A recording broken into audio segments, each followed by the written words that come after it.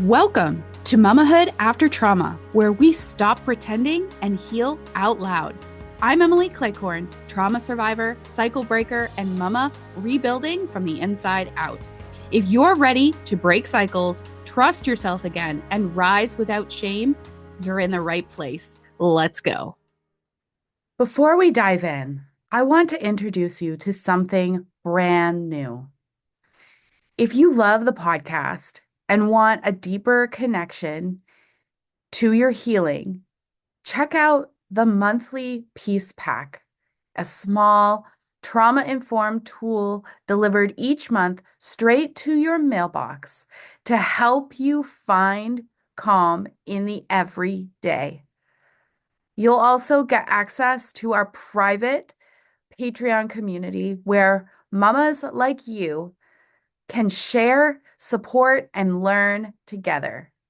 Sign up with the link in the show notes. Hey, Mama, welcome back.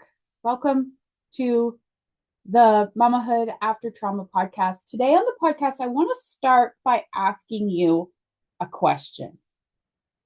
Okay, so get comfy,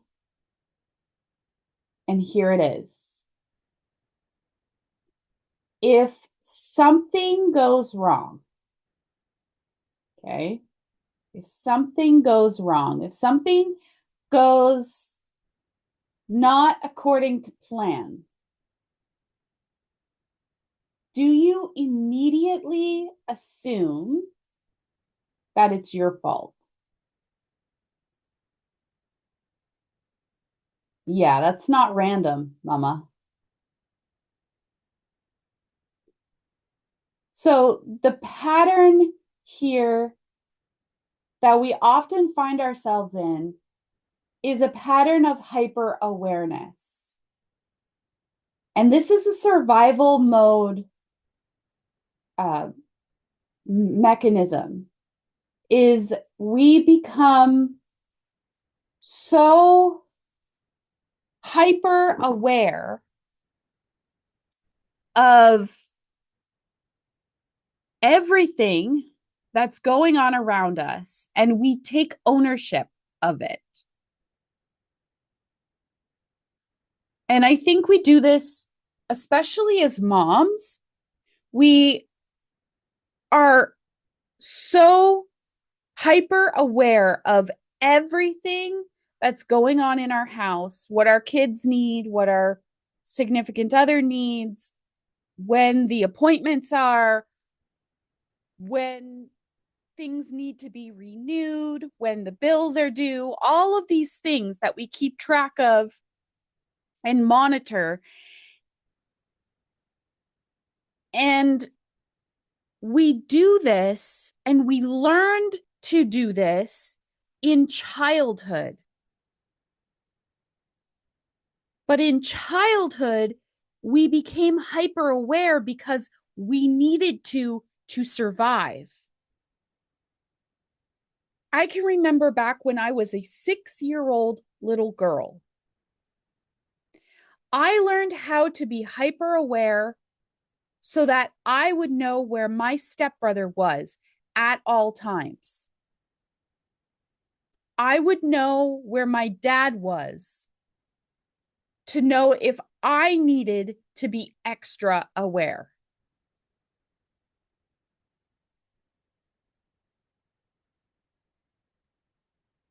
And that emotional responsibility, taking on responsibility for other people's emotions, was conditioned into us.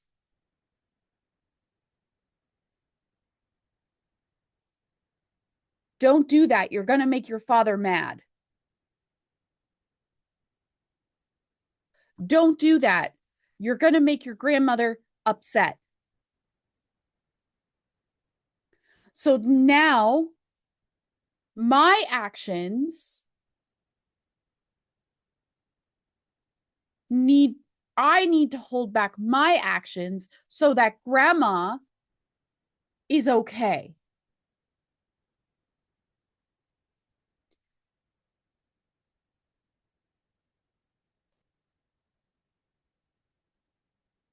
And it's easier for us to blame ourselves and see ourselves as the problem because then we can control it. It gives us a sense of control. Because if it's me, I can fix it.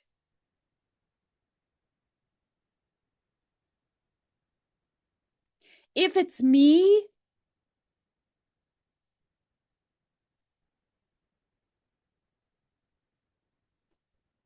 then I don't have to worry about, I can make me small. And if I can make me small, that means that grandma or dad or mom or whomever I've taken the responsibility of their emotions, they're still going to love me because I am catering to their needs. I am hyper aware of their needs so that they will still love me. They will still want me. That's heavy. That's a heavy burden to carry as a child.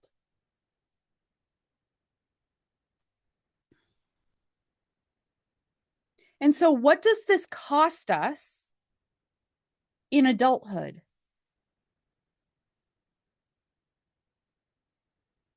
Do you deal with chronic guilt? You feel like you're always in trouble or you're always going to be in trouble? Or do you over apologize? And so often it becomes our normal to the point where we stay in this cycle for far too long.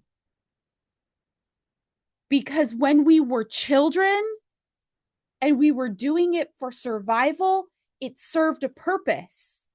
It was to keep us in survival. It was to keep our attachments that were necessary for our development intact. It was survival. However, in adulthood, when those attachments aren't as crucial and we're no longer living in that same situation, it no longer serves us.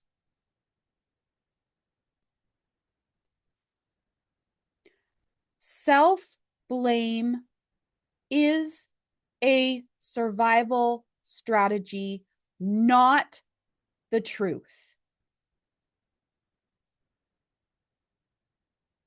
You didn't learn to blame yourself because you were wrong. You learned to blame yourself because it kept you safe. Mama, I want you to hear me. At one point in your life, these skills, this shame, your self-blame, your self-neglect, all of these things kept you safe at one point in your life.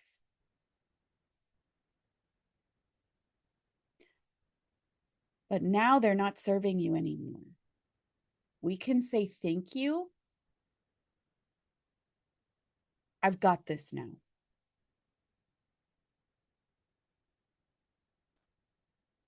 What kept you safe then is now keeping you stuck.